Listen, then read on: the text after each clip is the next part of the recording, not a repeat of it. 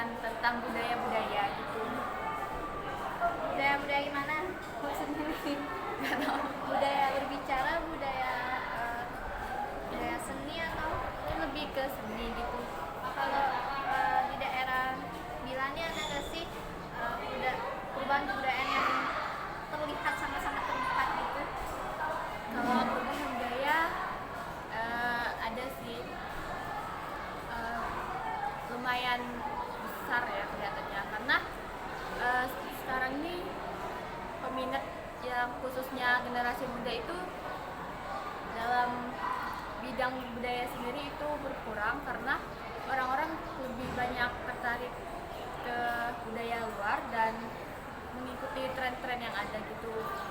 Nah, kalau menurut Nabila nih, kebudayaan apa sih yang paling menonjol, kayak misalnya bahasa atau seni atau yang paling terlihat di daerah? Mungkin budaya, Kebudayaan seni. kesenian. Kalau kesenian tuh lebih spesifiknya tentang alat musik atau tentang tarian atau Em, Tarian. tarian.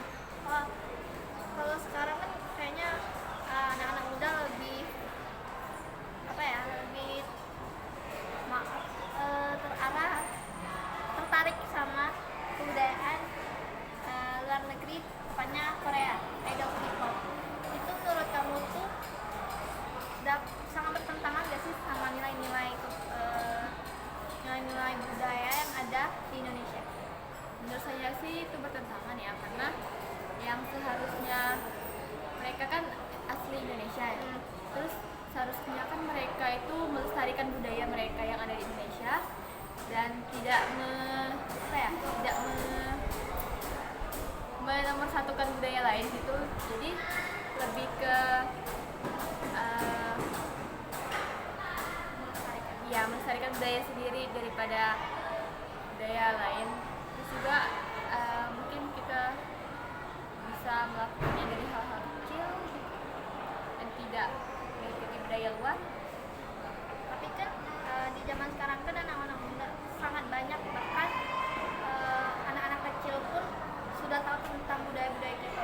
Itu menurut kamu tuh apa sih saran atau mungkin solusi agar budaya kita itu tetap lestari, terus anak-anak muda juga bisa terarah lagi ke budaya-budaya tradisional dari Indonesia? Mungkin bisa melakukan kayak semacam apa sih?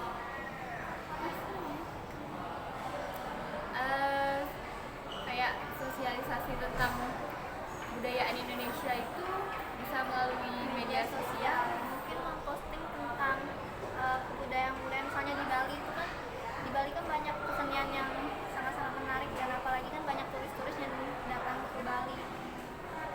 Mungkin salah satu solusinya itu ya kita posting di media sosial tentang hal-hal yang ada, kebudayaan yang ada di Indonesia. Terus mungkin kita bisa menggunakan kata-kata yang menarik agar masyarakat luar negeri terutama anak-anak bangsa itu bisa melestarikan dan mengingat kembali apa aja kebudayaan yang ada di Indonesia. Nah, selain kesenian nih, Nabila tahu apa aja sih tentang kebudayaan yang ada di Indonesia? Agama. Kenapa tuh agama tuh? Emang ada hal apa yang bikin tertarik ke agama? Karena yang saya lihat sekarang itu kan biasanya dulu orang lebih sering beribadah langsung ke tempatnya, tapi sekarang bisa dilakukan lewat media. Orang juga sekarang mulai banyak melakukan kayak sosialisasi tentang keagamaan melalui Zoom mungkin atau apa.